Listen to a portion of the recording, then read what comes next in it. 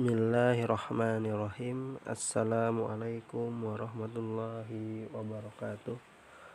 Alhamdulillah wassalatu wassalamu ala rasulillah wa ala alihi wa sahbihi wa mawalah. Asyhadu an la ilaha illallah wahdahu la syarikalah wa asyhadu anna Muhammadan abduhu wa rasuluhu, amma ba'du. Baik anak-anak, siswa dan siswi kelas 3, pertama-tama Bapak ingin mengetahui kabar kalian ya. Seperti biasa, bagaimana kabarnya nak? Semoga semuanya dalam keadaan sehat walafiat dan juga dalam lindungan Allah Subhanahu wa Ta'ala. Pada kesempatan kali ini insya Allah kita akan melanjutkan kembali pembelajaran fikih ibadah di kelas 3. Silahkan adik-adik, siswa dan siswi menyiapkan buku fikih ibadahnya dan juga alat tulisnya. Dan insya Allah kita akan masuk ke pelajaran ketiga hari ini di semester yang kedua. Dibuka bukunya halaman 97. Bapak harap ya kalian adik-adik siswa dan siswi semuanya mendengarkan apa yang Bapak jelaskan dari awal hingga akhir ya. Yang Bapak terangkan didengarkan baik-baik, disimak. Dan insya Allah ya materi kita yaitu tentang adab dan hikmah sholat berjamaah. Masih tentang seputar sholat berjamaah ya nak. Jadi Bapak harap nanti setelah pembelajaran ini kalian bisa mengetahui atau kalian bisa menyebutkan di antara adab-adab ketika ingin mengerjakan sholat berjamaah.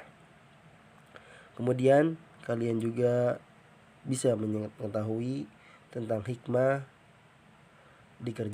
mengerjakan sholat berjamaah. Dan yang terakhir ya Bapak harap juga kalian bisa membiasakan agar selalu sholat berjamaah ya. Jadi perhatikan adik-adik siswa dan siswi kelas 3 bahwa Islam adalah agama yang kafah dan menyeluruh. Jadi segala hal ada aturan dan ada adabnya. Ya, kita tinggal menjalankan adab atau aturan tersebut dengan benar. Ya, demikian pula ketika akan salat berjamaah ada adab-adabnya. Hendaknya kita mengikuti ya dengan sebaik-baiknya. Jadi ada adabnya. Jangankan sholat ya, ketika kita makan juga ada adabnya. Ketika kita tidur ya, dan yang lainnya banyak ya. Maka kita harus perhatikan ya bahwa yang pertama kita akan menyebutkan tentang adab sholat berjamaah. Yang pertama, pergi ke masjid untuk melaksanakan sholat berjamaah ya, baik bagi laki-laki. Ya, perhatikan adik-adik siswa ya, kalian ketika azan dikumandangkan maka segera ya mengambil air wudhu dan pergi ke masjid untuk melaksanakan sholat berjamaah. Kenapa? Karena langkah kaki kita dari rumah ke masjid akan dihitung sebagai pahala. Ya, Rasulullah SAW berpesan kepada Bani Salamah, wahai Bani Salamah, tetaplah tinggal di pemukiman kalian, sebab langkah kalian ke masjid akan dicatat sebagai pahala. Ya, hadis sahih riwayat Muslim. Jadi kita ya bagi laki-laki agar sholat berjamaah ke masjid ya.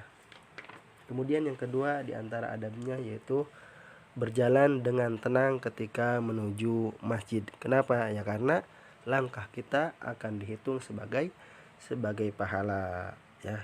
Dan ketika melangkah menuju masjid hendaknya mendahulukan kaki kanan sambil berdoa keluar dari rumah.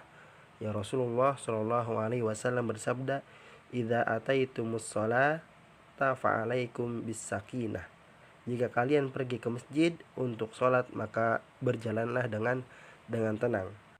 Hadis sahih riwayat Bukhari.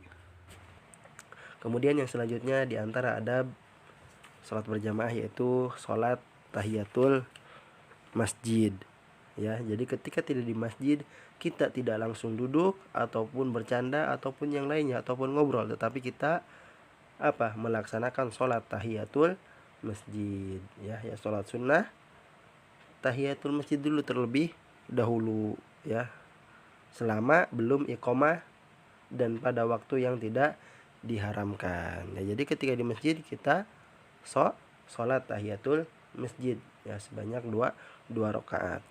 Kemudian yang selanjutnya, segera melaksanakan sholat jika telah iqamah. Ya, apabila iqamah sudah dikumandangkan, maka tidak boleh lagi mengerjakan sholat sunnah.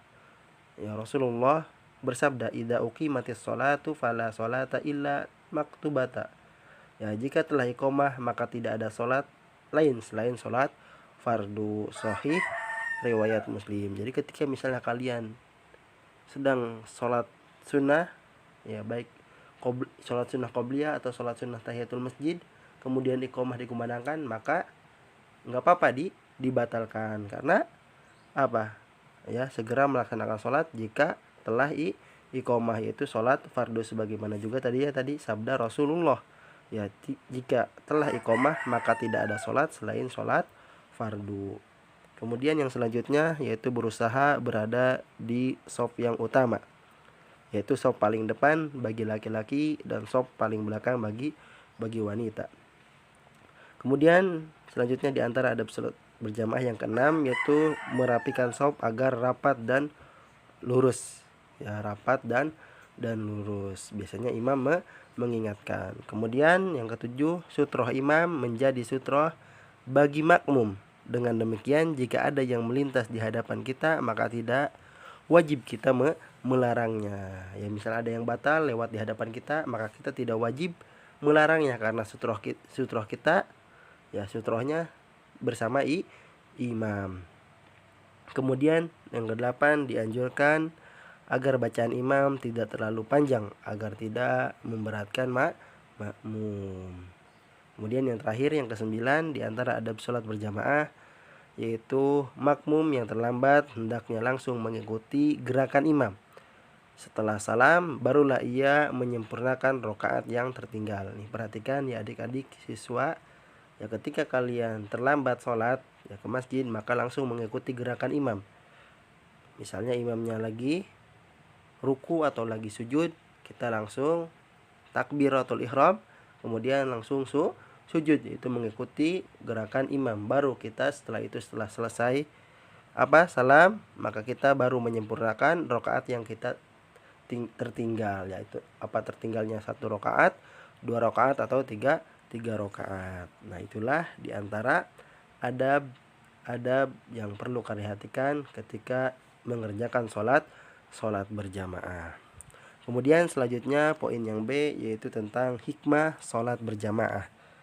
Ya, jadi sholat berjamaah mengandung banyak hikmah dan manfaat bagi kaum muslimin yang mengerjakan sholat berjamaah. Di antaranya, perhatikan, yang pertama, melatih ketaatan beribadah sehingga keimanan akan terus bertambah. Ya, jadi yang pertama, melatih ketaatan di dalam beribadah sehingga keimanan akan terus bertambah. Kemudian yang kedua, melatih hidup disiplin. Pertama, disiplin yaitu disiplin di dalam waktu sholat. Misalnya segera bangun untuk sholat subuh, ya, ketika kita tidur, ya. Kemudian segera mematikan TV ketika sudah azan dikumandangkan. Kemudian yang kedua, melatih disiplin dalam adab berjamaah. Ya, misalnya segera mengisi shaf yang kosong dan memberitahu imam jika lupa atau salah menghitung rakaat sholat. Kemudian yang ketiga, melatih hidup bermasyarakat. Ya, salat berjamaah akan menambah teman yang soleh dan mempererat hubungan silaturahim dengan sesama muslim.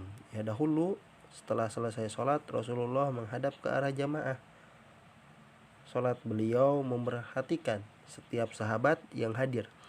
Apabila ada yang sakit, beliau segera menjenguknya. Inilah diantara hikmah bersolat berjamaah di masjid, melatih hidup bermasyarakat. Ya, karena kita akan mendapatkan teman yang soleh misalnya juga kita mengetahui teman kita ada tidak ketika mengerjakan sholat berjamaah. Kemudian yang keempat, menambah wawasan tentang agama Islam.